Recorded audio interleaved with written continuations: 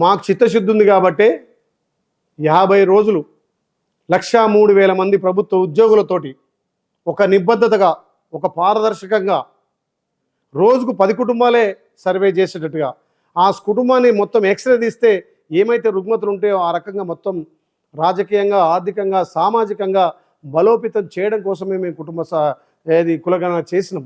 దాన్ని తప్పకుండా రేపు చట్టసభల్లో తీర్మానం చేస్తున్నాం, ఢిల్లీ పంపుతున్నాం.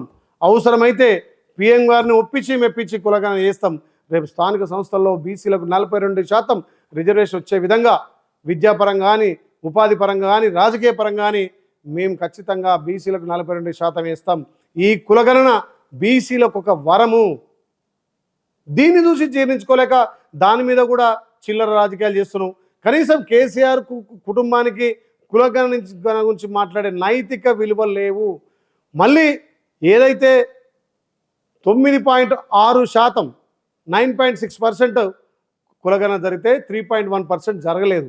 అంటే వాళ్ళు అందుబాటులో లేరు. వాళ్ళకు కూడా మొన్న 10 రోజులు అవకాశం ఇచ్చినాం.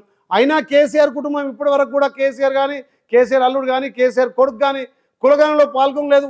మీరు కులగణనలో పాల్గొనలు, మీరు కులగణన గురించి మాట్లాడే నైతిక విలువలు మీకు లేవు.